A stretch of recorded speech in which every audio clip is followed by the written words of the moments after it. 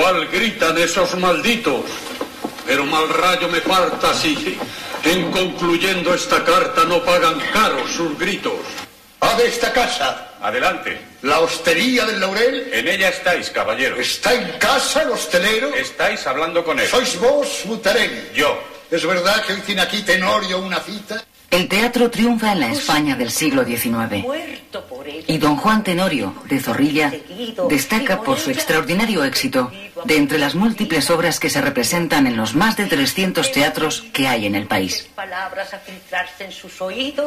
En 1854, 10 años después de su estreno, el Tenorio sigue apasionando al público, porque como drama romántico que es, proporciona a la burguesía y a la clase media un cierto escape liberador en medio de la rigidez social de la época. Don Juan, en poder mío resistirte no está ya.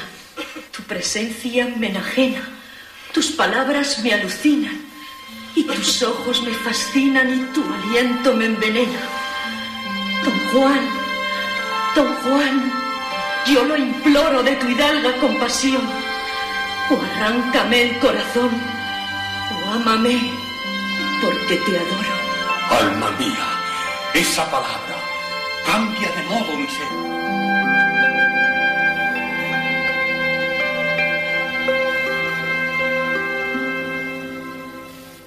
En la corte, Isabel II, la reina que más tarde sería llamada la de los tristes destinos, vive su propio drama romántico. Aunque sabía que era inútil todo, me resistí a casarme con Francisco de Asís. Debes cerrar los ojos y pensar en España. Europa está pendiente de tu boda. Tu opinión no importa.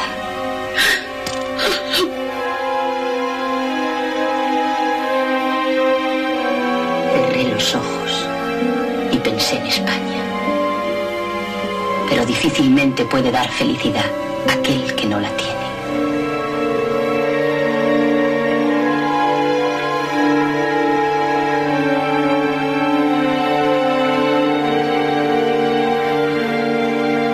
Cuando cumplió 16 años, en 1846, fue casada por razones de Estado con su primo Francisco de Asís, con fama de afeminado. El matrimonio resulta un completo fracaso y la reina se consuela con aventuras amorosas que provocan el escándalo público.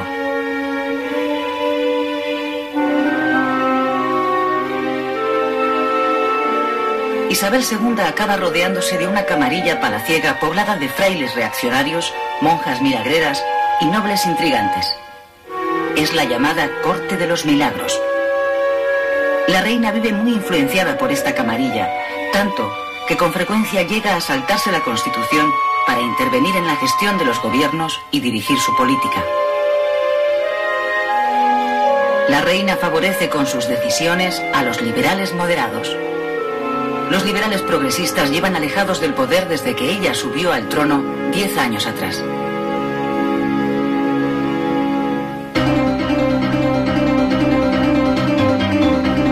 Por lo que se refiere a los liberales moderados, esos 10 años de ejercicio del poder les han desgastado. Sobre todo por la intransigencia de su líder político, el general Narváez, quien finalmente es obligado por los suyos a retirarse a un segundo plano. Las divisiones internas y los enfrentamientos dentro del partido moderado llevan la inestabilidad política a España, que padece una sucesión de gobiernos cada vez más débiles y más autoritarios.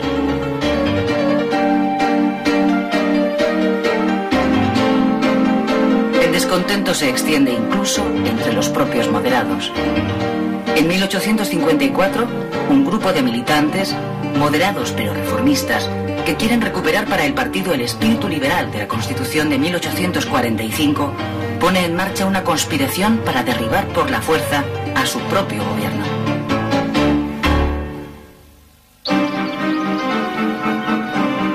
El levantamiento contra el gobierno se produce en junio de ese año, 1854, en Vicálvaro, pueblo cercano a Madrid. El golpe de Estado lo encabeza una vez más un militar. En esta ocasión, el espadón es el del general liberal moderado Leopoldo O'Donnell.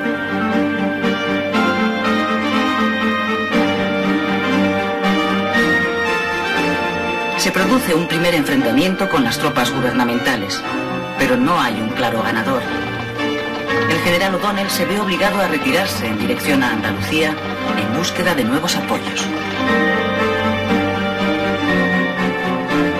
En la localidad de Manzanares, O'Donnell recibe el apoyo del general Francisco Serrano. Los dos militares deciden lanzar un manifiesto conjunto para conseguir la movilización de los liberales progresistas, sin los cuales la insurrección tiene el fracaso asegurado. El manifiesto lo redacta un joven malagueño, el liberal moderado Antonio Cánovas. En él se pide una regeneración de la política, un trono sin camarillas, una nueva ley electoral, libertad de expresión, más autonomía local y una bajada de impuestos. Es decir, reclamaciones progresistas. ¡Viva el general O'Donnell! ¡Viva! ¡Viva la libertad! ¡Viva! El manifiesto surte efecto. Varias ciudades apoyan la sublevación. Las calles de Barcelona, Valencia, Valladolid, Madrid y Málaga se llenan de amotinados que se hacen con los poderes locales y crean juntas revolucionarias.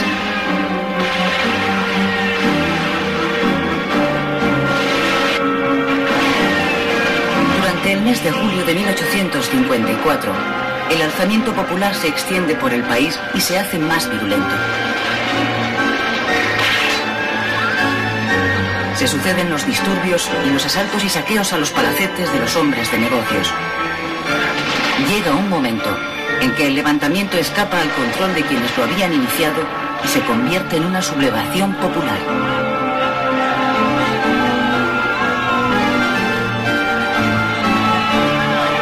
La reina, que siente que su corona se tambalea, se resigna a llamar en su auxilio al que fuera prestigioso líder de los progresistas, el general Espartero.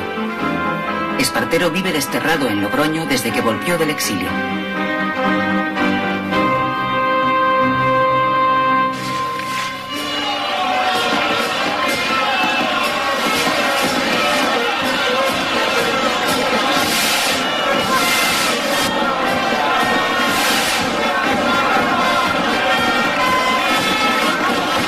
Espartero es nombrado presidente del gobierno. Con él vuelve al poder el Partido Progresista después de haber permanecido 11 años en la oposición. El general O'Donnell, que había sido el promotor del levantamiento, se tiene que conformar con entrar en el nuevo gobierno como ministro de la guerra. O'Donnell decide fundar un partido centrista, la Unión Liberal, que pretende aglutinar a los más flexibles de los moderados y de los progresistas. El gobierno progresista convoca elecciones y las gana. Enseguida, las Cortes se disponen a redactar una nueva constitución más acorde con la idea progresista de lo que debe ser España. El otro gran objetivo es el de dar un fuerte impulso a la economía nacional que la ponga a la altura del nuevo capitalismo europeo. El nuevo ministro de Hacienda es Pascual Madoz. Madoz quiere resolver los crónicos problemas de Hacienda y relanzar los viejos proyectos de expansión ferroviaria. Necesita dinero y por eso aprueba una nueva ley de desamortización.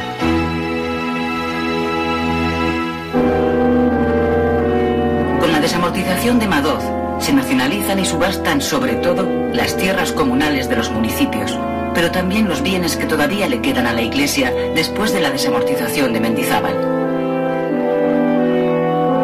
Tras esta desamortización civil de Madoz, los municipios pierden el medio más importante para financiarse, las tierras, lo cual provoca un auténtico desastre social en todos los pueblos.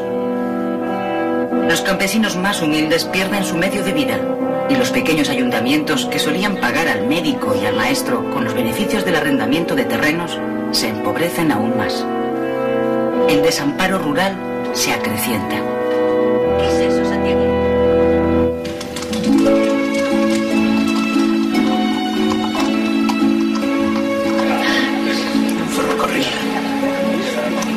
No, si yo ya lo había pensado. Cualquier mercancía llegaría a Madrid con la mitad de coste de transporte, por lo tanto se podría vender más barata o se tendría un mayor margen de beneficios. El negocio es tan claro que si no nos damos prisa, nos lo pueden pisar. Pensaba que usted solo se interesaba por la política. ¿La política? Cada día me interesa menos. La bolsa se ha enseñoreado del mundo y tiene más poder que los gobiernos. Bien, me parece que puede ser muy interesante. A partir de 1855 se desata en el país la fiebre de la construcción de ferrocarriles. La explicación está en el respaldo que el gobierno ofrece a los proyectos de nuevos trazados. El Estado invierte en ellos parte del dinero obtenido con la desamortización, pero sobre todo aprueba una nueva ley de ferrocarriles que incentiva extraordinariamente la participación del capital extranjero. ¡Qué alegría! ¿Qué? ¿Cómo es? Fantástico. Les aseguro que París es una ciudad conquistada. En la bolsa no saben dónde meter el dinero. Cuéntanos. Estamos en la época de las grandes empresas. Lo que ocurre aquí no es nada. Europa está congestionada de oro y necesita negocios donde colocarlos. ¡Viva el ferrocarril de Villeneuve!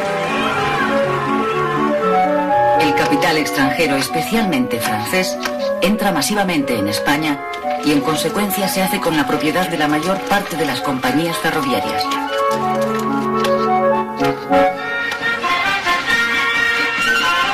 En 10 años entran en funcionamiento más de 5.000 kilómetros y 2.000 más están en obras.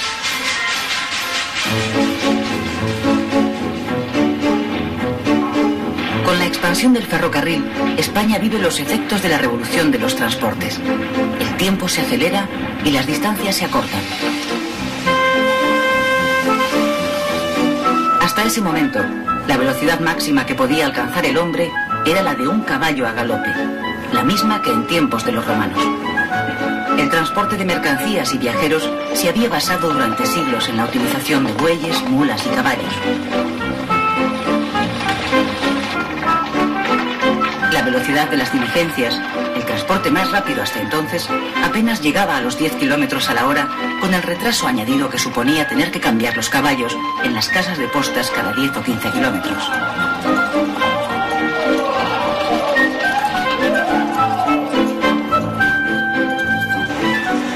Con la llegada del tren, esa velocidad se triplica. En ir de Madrid a Irún en diligencia tirada por caballos se tardaba 3 días. Ahora en ferrocarril el viaje se hace en una jornada. Los llamados caminos de hierro se van a encargar de vertebrar España. El ferrocarril provoca la expansión real del comercio español porque establece una rápida comunicación entre todas las regiones.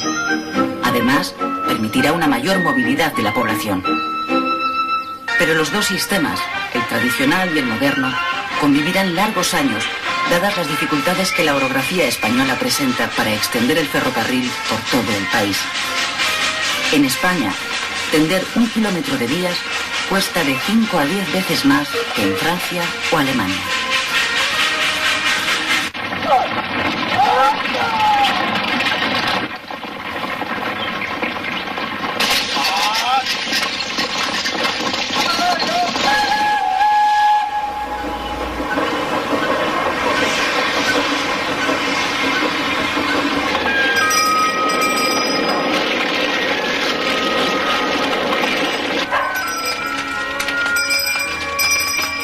A pesar de los esfuerzos de los liberales por modernizar España, las epidemias de cólera y las hambrunas continúan abatiéndose cíclicamente sobre el país. En 1855, el cólera se lleva por delante a miles de españoles. La esperanza de vida al nacer no llega entonces a los 30 años de media.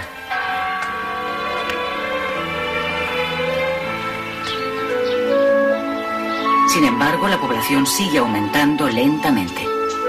A mediados de siglo, España pasa ya de los 15 millones de habitantes. De ellos, tan solo 2 millones viven en ciudades. El resto, que es la gran mayoría, continúa en el campo.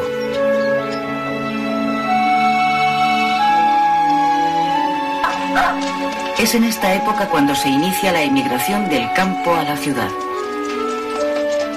Las zonas costeras del Mediterráneo y del Cantábrico, junto con Madrid, son los destinos preferidos de los inmigrantes que van buscando los lugares donde las industrias tienen necesidad de mano de obra.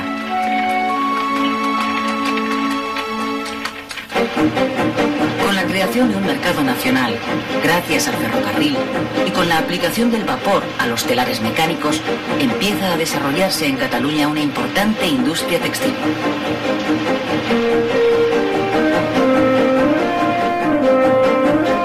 Otra actividad industrial que inicia en estos momentos su despegue es la de la obtención del hierro, la siderurgia. Aún se pueden ver en Marbella, Málaga, restos de lo que fueron los primeros altos hornos, alimentados por madera, que se instalan en España. Años más tarde, cuando el carbón sustituye a la madera, la actividad siderúrgica se traslada a Asturias y a Vizcaya. Alrededor de 175.000 obreros trabajan en la industria, en la minería y en la construcción de ferrocarriles en jornadas de 10 a 12 horas diarias. Estos trabajadores, que malviven con un mísero salario, constituyen el primer proletariado industrial español.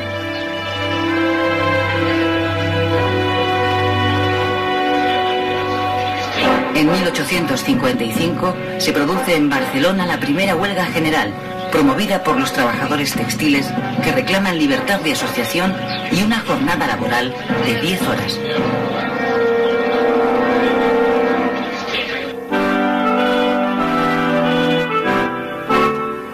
La afluencia de inmigrantes y el desarrollo de las nuevas industrias hace que las ciudades más dinámicas se queden pequeñas para albergar a la nueva población.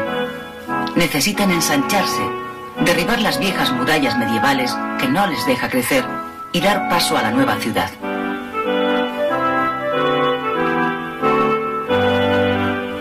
El proyecto para el ensanche de Barcelona del ingeniero Ildefonso Cerdá, pionero del urbanismo moderno, plasma el modelo ideal de la nueva ciudad: racional, ordenada, higiénica y sobre todo al servicio de los ciudadanos y de su libertad individual. Pero en el momento de llevarlo a la práctica, el proyecto es parcialmente mutilado por los promotores.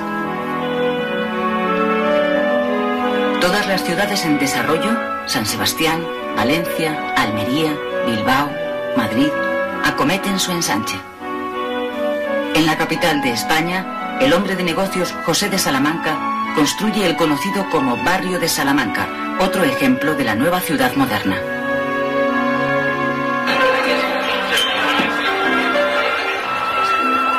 En los cafés, que siguen siendo los termómetros políticos del país, arrecian las críticas contra el gobierno, y no solo por parte de la derecha. A la izquierda de los progresistas está creciendo un movimiento político cuyos adeptos no están dispuestos a que se traicione el espíritu de la revolución. Son los demócratas. ¡Por la revolución! ¡Por la revolución! ¡Brindemos! El Partido Demócrata, nacido en la década anterior de una escisión del Partido Progresista, reivindica el sufragio universal y la libertad de asociación y de conciencia. Y estoy seguro de que me permitirán. La mayor parte de sus miembros son republicanos. Me tomo la licencia. Su figura más conocida es la del catedrático universitario Emilio Castelar. En el verano de 1856 estalla una nueva revuelta social en varias ciudades. El gobierno progresista comete graves errores en la resolución de esos conflictos. Eso es aprovechado por el general O'Donnell, apoyado por la reina Isabel II, para dar un golpe de Estado y hacerse con el poder. Lo primero que hace O'Donnell al llegar al gobierno es disolver las Cortes, de mayoría progresista, convocar nuevas elecciones y restablecer la Constitución de 1845.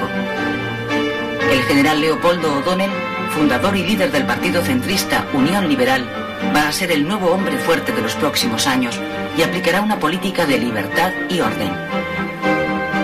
Durante 10 años, su partido se alternará en el gobierno con los liberales moderados del general Narváez, dejando fuera a los progresistas.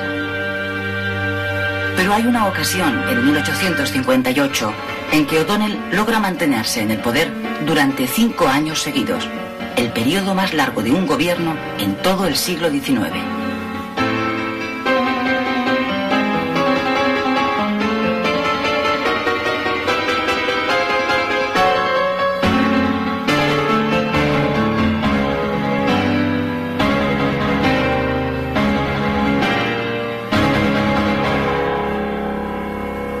El gobierno presidido por O'Donnell, temeroso de que una nueva revolución le apeara del poder, aplica una receta importada de Gran Bretaña y de Francia: recurrir a la guerra exterior para asegurarse la unidad en el interior.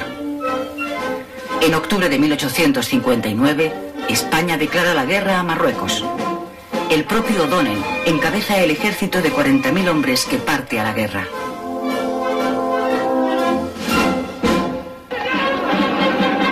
El plan de las tropas españolas es, partiendo de Ceuta, avanzar sobre Tetuán.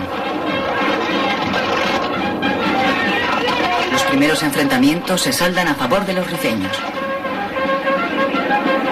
Pero el general progresista Juan Prim, al mando de los voluntarios catalanes, consigue en el Valle de los Castillejos la primera gran victoria sobre el enemigo.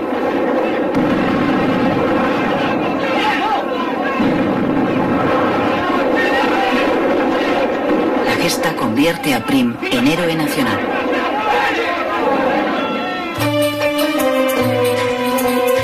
La guerra de África se salda en un tiempo relativamente corto, 6 meses, con la victoria española. Después de sucesivas derrotas que culminan con la pérdida de Tetuán, Marruecos firma la paz.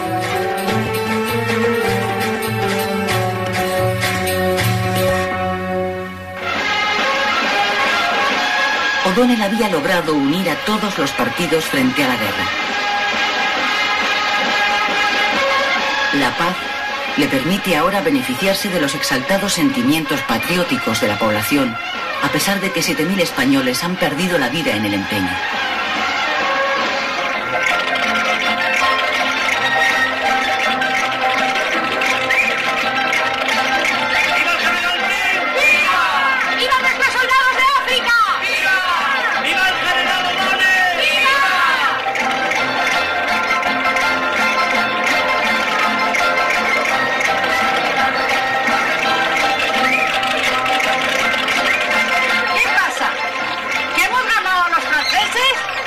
Señor Pilara, a los moros les hemos quitado Tetuán. ¿Tetuán? Hey. ¿Y dónde cae eso?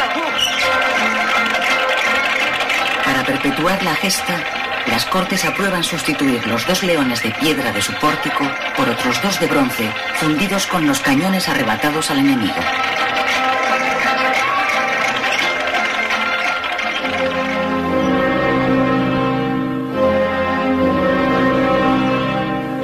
En vista del éxito de la guerra contra Marruecos, O'Donnell insiste en la política de guerras de prestigio en el exterior y toma varias decisiones. Envía a México al general Prim al frente de un ejército de intervención. Manda una expedición militar de castigo a la Conchinchina. Acepta que Santo Domingo se reincorpore a la corona española. Y finalmente desata la Guerra del Pacífico contra Perú y Chile.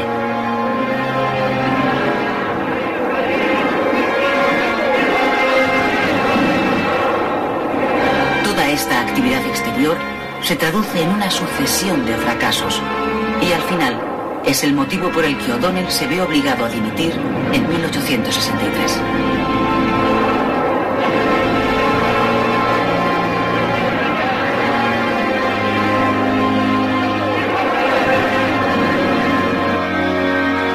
A partir de ese momento se turnarán en el poder los liberales centristas y los moderados, y el general Narváez acabará ocupando de nuevo la jefatura del gobierno.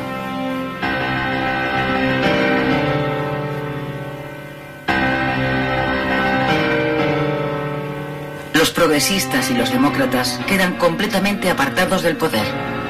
En vista de eso, optan por no participar ni siquiera en las elecciones y se dedican a la agitación y a la conspiración como vía para intentar recuperar el mando político.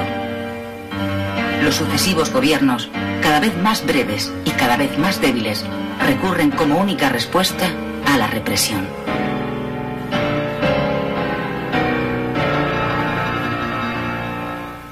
Es una vergüenza que un hombre como Castelar haya sido expulsado de su cátedra por motivos políticos. El catedrático Emilio Castelar, del mismo modo que otros intelectuales próximos al Partido Demócrata, utiliza las aulas universitarias para difundir sus ideas de cambio. Pero el gobierno de Narváez no está dispuesto a consentir los efectos que provoca el ejercicio de la libertad de cátedra de los profesores. Yo les prometo que estudiaré su petición.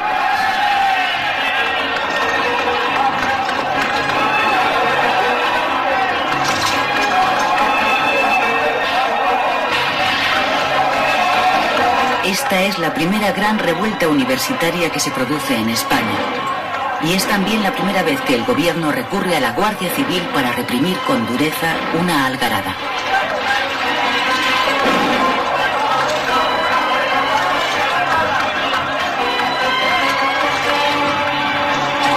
Tanto la oposición como los ciudadanos reaccionan con indignación ante lo sucedido. ¡Viva la República! ¡Silencio! Vamos.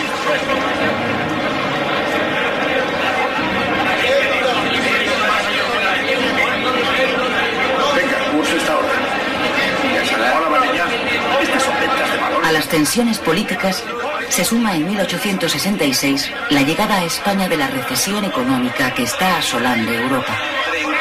Las acciones se desploman y el flujo de inversiones extranjeras hacia nuestro país se paraliza.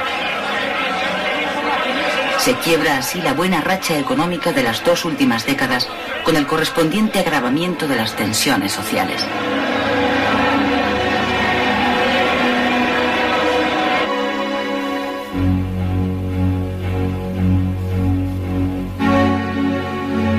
...1866 va a ser un mal año para Isabel II y sus gobiernos. La oposición progresista liderada por el general Prim, el héroe de Marruecos, protagoniza al comenzar el año una sublevación militar en Villarejo de Salvanés, provincia de Madrid. El levantamiento fracasa, pero la vía revolucionaria queda abierta. 6 meses después, en junio, los sargentos del madrileño cuartel de San Gil se sublevan también contra el gobierno y reciben el apoyo de los demócratas. Pero son reducidos y 66 de ellos son fusilados.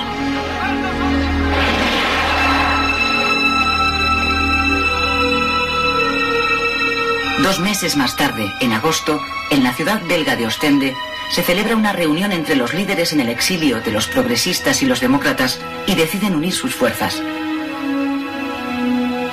Firman un pacto para derribar a la reina y convocar unas cortes constituyentes elegidas por sufragio universal que determinen la forma de gobierno. El general Prim, líder de los progresistas, es elegido presidente del Comité Revolucionario. El gran éxito de ese pacto es que se suma a él la mayoría de los militares unionistas encabezados por el general Francisco Serrano. A ellos les mueve su rechazo a la política cada vez más represiva del general Narváez.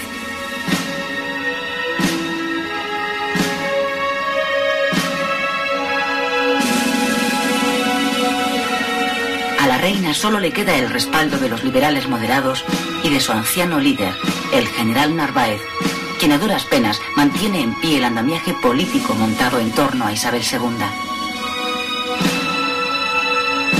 Pero en abril de 1868 muere Narváez y con él desaparece el último apoyo de la reina.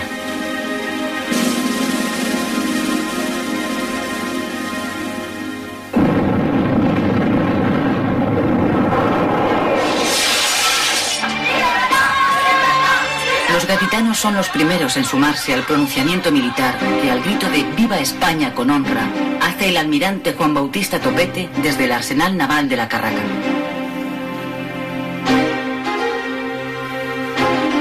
Es el 18 de septiembre de 1868. Este mismo día, el general Prim, líder del Partido Progresista, se embarca en Gibraltar con destino a Cádiz, acompañado por 2 políticos de la nueva generación de su partido, Manuel Ruiz Zorrilla y Práxides Mateo Sagasta.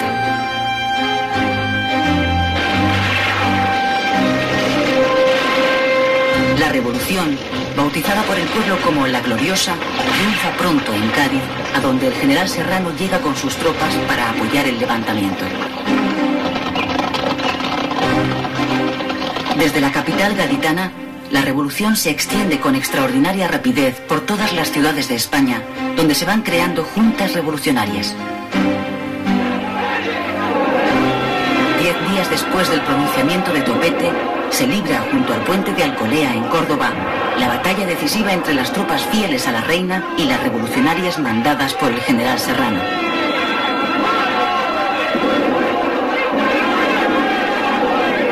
Vencen los sublevados. El camino hacia Madrid les queda libre.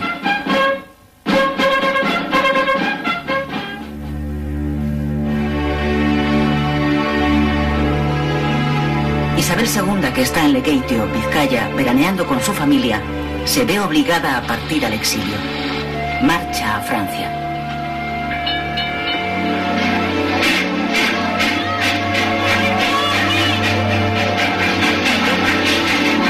En ese momento tiene 38 años y ha sido durante 25 de ellos la reina de España.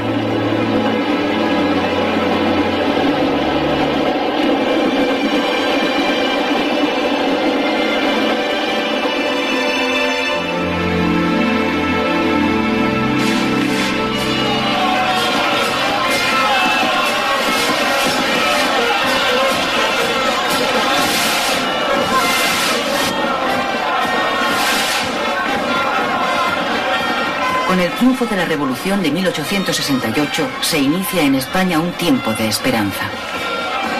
En esos momentos se abre paso un nuevo liberalismo, el democrático, cargado de afanes renovadores, que aspira a democratizar la vida política y a modernizar la economía para que el país pueda sumarse a los nuevos aires que soplan en Europa. El poder político, que permanece durante un tiempo en manos de las juntas revolucionarias, pasa pronto a un gobierno provisional que preside el general Serrano y que convoca elecciones a Cortes Constituyentes por sufragio universal.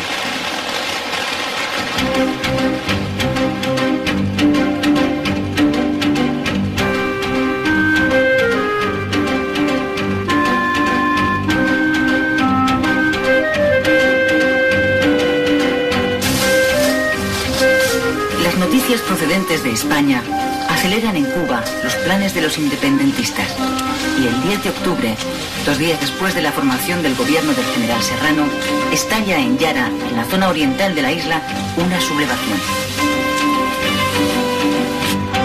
La encabeza Manuel Céspedes, quien promete a sus partidarios la independencia y la abolición de la esclavitud. De las colonias que aún conserva España, Cuba, Puerto Rico y Filipinas, Cuba es la más próspera y la mejor situada estratégicamente. Dedicada al cultivo del café, tabaco y sobre todo azúcar, es un importante mercado para las exportaciones de la península. En la isla vive 1,5 millones de personas. De ellas, el 40% son de raza negra, mayoritariamente esclavos, que trabajan en los ingenios azucareros que hacen de la isla la mayor productora de azúcar del mundo.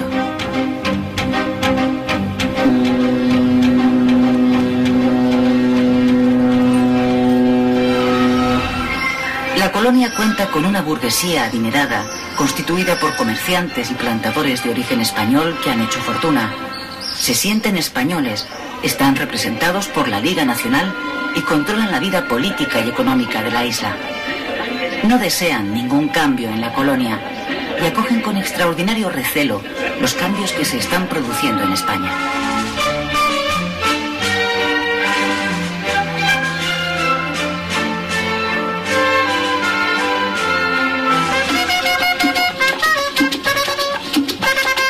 La clase media se nutre mayoritariamente de criollos, es decir, hijos de españoles nacidos en Cuba. Son profesionales liberales y pequeños terratenientes con posiciones reformistas. Aspiran a liberalizar la economía de la isla para poder comerciar libremente con Estados Unidos. En el orden político desean una amplia autonomía respecto de España. Unos pocos de ellos sueñan directamente con la independencia de Cuba.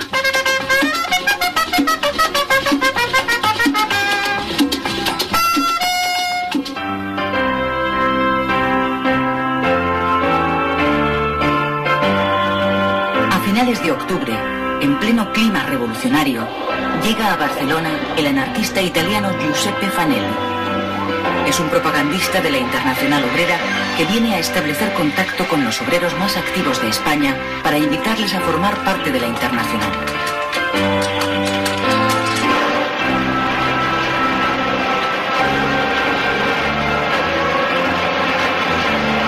¿Has hablado con él? Sí, a última hora apareció por el Café Español y empezamos a establecer contacto. ¿Y qué dice? Que no nos podemos quedar parados, que es preciso la acción, que si nos quedamos quietos nos arrollan. ¿Pero qué acción? Ante todo, darnos cuenta de que unidos podemos lograrlo todo, de que nuestra fuerza está precisamente en actuar juntos y a la vez, convencernos a nosotros mismos del enorme poder que tenemos. La Asociación Internacional de Trabajadores había sido fundada en 1864 en Londres y se extendió inmediatamente por varios países de Europa. Era la primera respuesta obrera, unificada y coordinada contra la explotación laboral practicada por el capitalismo liberal. Nació con la voluntad de cumplir tres grandes objetivos: reforzar el sindicalismo de clase, consolidar la huelga como instrumento para lograr abolir la propiedad privada e implantar el socialismo. Dentro de esta primera internacional conviven dos tendencias, la anarquista y la marxista.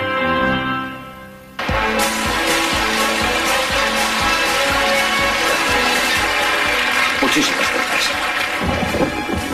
Os prometo que si salgo elegido seré un celoso defensor del bienestar de esta tierra.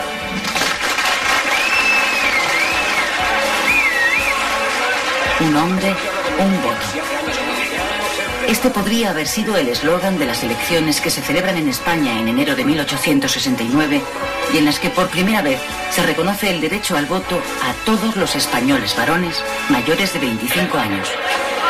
Venga, fuera de aquí, las mujeres no votan. Vamos, las mujeres no. Los resultados electorales dan la mayoría absoluta a la coalición de progresistas, demócratas y unionistas que en ese momento está al frente del gobierno provisional. Muy por detrás quedan los republicanos y los carlistas. Los moderados no obtienen ningún diputado.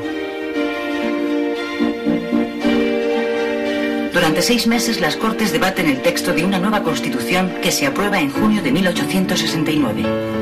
Esta es la más liberal y democrática de todas las promulgadas hasta ahora. Proclama la soberanía nacional. Recoge exhaustivamente todos los derechos y libertades individuales de los ciudadanos que deberán ser garantizados por el Estado. Consagra la libertad de cultos y adopta la monarquía parlamentaria como forma de gobierno. El monarca reina, pero no gobierna. Sin embargo, la nueva Constitución plantea un problema, y es que España sigue siendo una monarquía, pero en esos momentos no tiene rey. Esta va a ser la tarea más urgente del nuevo presidente del gobierno, el general Prim: buscar un monarca que sustituya a la depuesta reina Isabel II.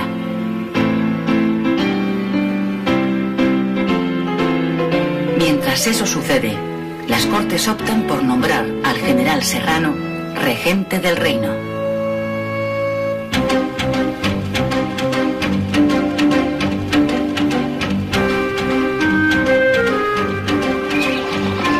En Cuba, la sublevación independentista de Yara se ha consolidado en la zona oriental, la más pobre y agreste de la isla. Allí abundan los pequeños propietarios que, al sumarse a la rebelión, liberan a sus esclavos para atraerlos a su causa. De ese modo consiguen reclutar en poco tiempo un ejército de 10.000 hombres, los llamados mambises, que hostigan incesantemente a los españoles con acciones de guerrilla. ¡Sargento! ¡Sargento! ¡Los mambises están llegando! ¡Corneta, toca llamar al general!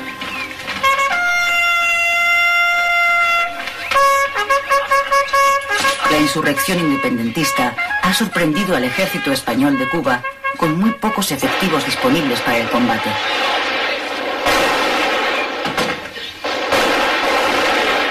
Solo 8.000 soldados de los 27.000 que hay en la isla están en buenas condiciones de salud. Los demás están fuera de servicio, víctimas de distintas enfermedades tropicales. La más temida por los soldados es la fiebre amarilla, también llamada el vómito negro por su altísima mortalidad. Sí, Antonio. ¿Cómo te encuentras? Muriendo. No lo creo. Para hacer hacer frente a las necesidades de la guerra de Cuba, el gobierno se ve en la necesidad de llamar a filas a 25.000 jóvenes, desoyendo así el clamor popular que había acompañado la revolución del 68. Abajo las quintas. Se llama reclutamiento de quintas al sorteo que se realiza para elegir entre los mozos útiles una quinta parte de ellos. Estos son los llamados a filas.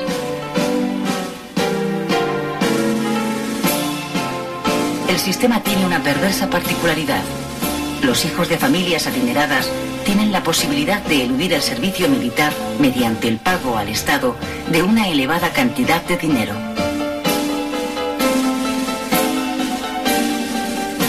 El resultado es que solo cumplen con la patria quienes no pueden pagar la redención en metálico. Por este motivo, las llamadas a quintas suelen ir acompañadas de motines populares. 200.000 soldados españoles cruzarán el Atlántico durante los 10 años que va a durar la Guerra de Cuba.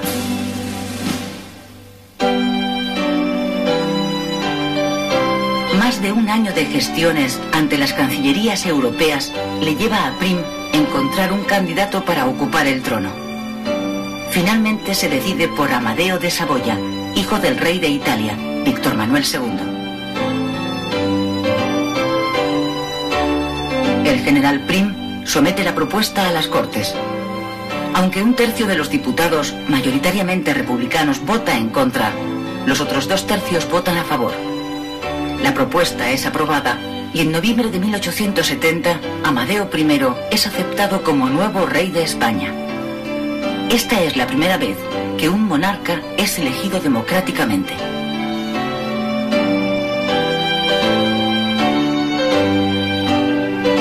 Unos meses antes, en junio, la reina Isabel II, que sigue exiliada en Francia, ha abdicado en su hijo Alfonso, que cuenta entonces 13 años de edad.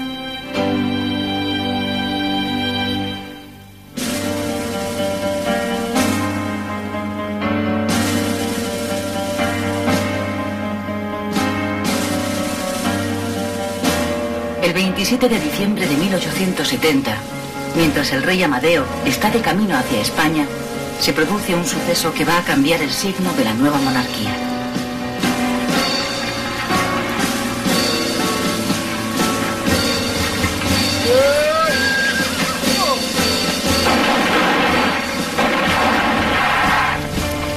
El general Prim, presidente del gobierno, resulta gravemente herido en un atentado. Todavía hoy continúa siendo un enigma la autoría del magnicidio.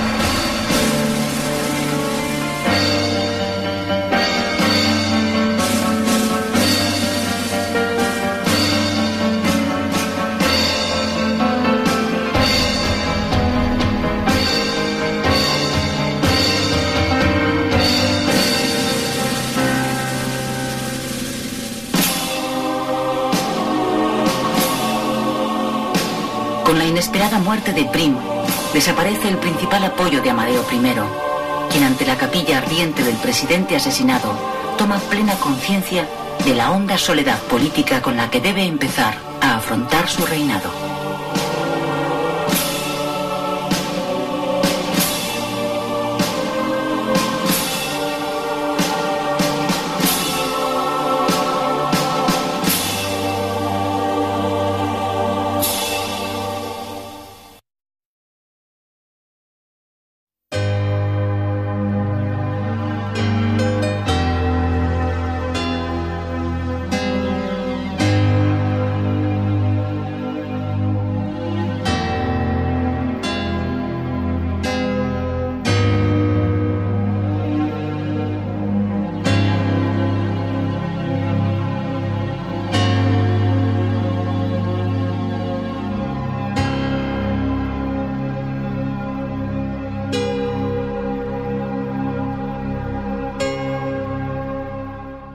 Me partas y, en concluyendo esta carta, no pagan caros sus gritos. ¡A de esta casa! Adelante. ¿La hostería del Laurel? En ella estáis, caballero. ¿Está en casa el hostelero? Estáis hablando con él. ¿Sois vos, Butarelli? Yo. ¿Es verdad que hoy tiene aquí Tenorio una cita? El teatro triunfa en la España del siglo XIX. Y don Juan Tenorio, de Zorrilla, destaca por su extraordinario éxito de entre las múltiples obras que se representan en los más de 300 teatros que hay en el país. En 1854, 10 años después de su estreno, el Tenorio sigue apasionando al público, porque como drama romántico que es, proporciona a la burguesía y a la clase media un cierto escape liberador en medio de la rigidez social de la época. Don Juan, en poder mío resistirte no está ya. Tu presencia me enajena, tus palabras me alucinan, y tus ojos me fascinan y tu aliento me envenena. Don Juan, yo lo imploro de tu hidalga compasión. O arráncame el corazón, o ámame, porque te adoro. Alma mía, esa palabra cambia de modo mi ser.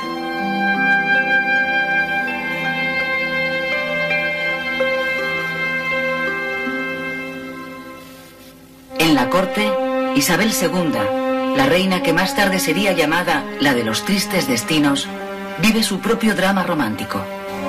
Aunque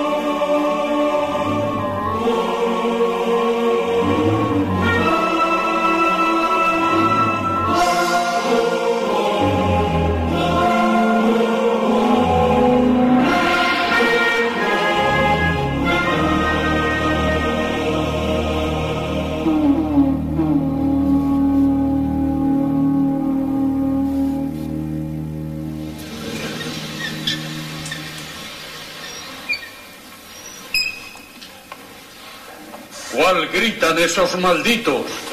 Pero mal rato. se produce un primer enfrentamiento con las tropas gubernamentales, pero no hay un claro ganador. El general O'Donnell se ve obligado a retirarse en dirección a Andalucía en búsqueda de nuevos apoyos. En la localidad de Manzanares, O'Donnell recibe el apoyo del general Francisco Serrano. Los dos militares deciden lanzar un manifiesto conjunto para conseguir la movilización de los liberales progresistas, sin los cuales la insurrección tiene el fracaso asegurado. El manifiesto lo redacta un joven malagueño, el liberal moderado Antonio Cánovas. En él se pide una regeneración de la política, un trono sin camarillas, una nueva ley electoral, libertad de expresión, más autonomía local y una bajada de impuestos. Es decir, reclamaciones progresistas. ¡Viva el general O'Donnell! ¡Viva! ¡Viva la libertad! ¡Viva! El manifiesto surte efecto. Varias ciudades apoyan la sublevación. Las calles de Barcelona, Valencia, Valladolid, Madrid y Málaga se llenan de amotinados que se hacen con los poderes locales y crean juntas revolucionarias.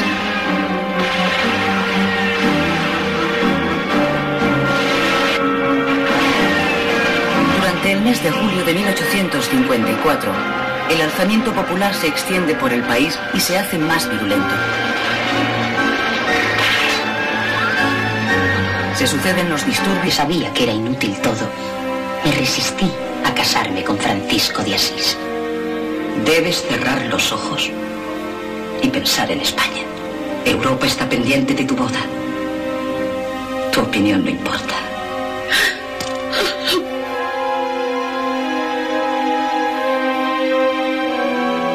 los ojos y pensé en España. Pero difícilmente puede dar felicidad aquel que no la tiene.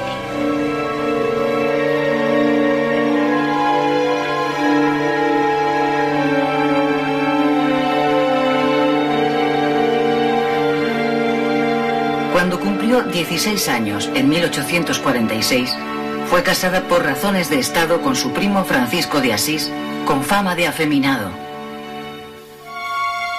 El matrimonio resulta un completo fracaso y la reina se consuela con aventuras amorosas que provocan el escándalo público.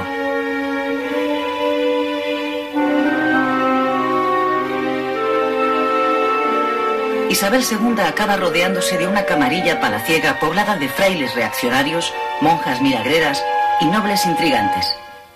Es la llamada Corte de los Milagros.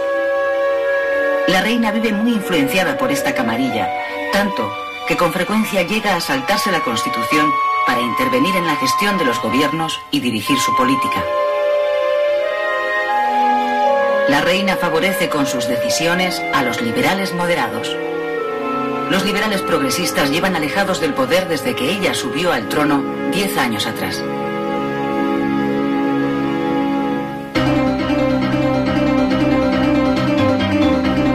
Por lo que se refiere a los liberales moderados, esos 10 años de ejercicio del poder les han desgastado. Sobre todo por la intransigencia de su líder político, el general Narváez, quien finalmente es obligado por los suyos a retirarse a un segundo plano. Las divisiones internas y los enfrentamientos dentro del partido moderado llevan la inestabilidad política a España, que padece una sucesión de gobiernos cada vez más débiles y más autoritarios.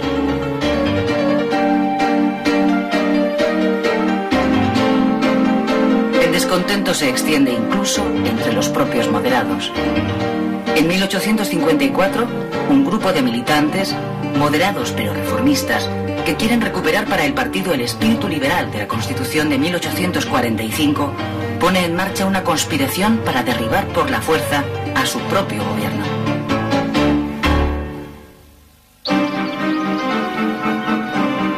El levantamiento contra el gobierno se produce en junio de ese año, 1854, en Vicálvaro, pueblo cercano a Madrid. El golpe de Estado lo encabeza una vez más un militar. En esta ocasión, el espadón es el del general liberal moderado Leopoldo O'Donnell.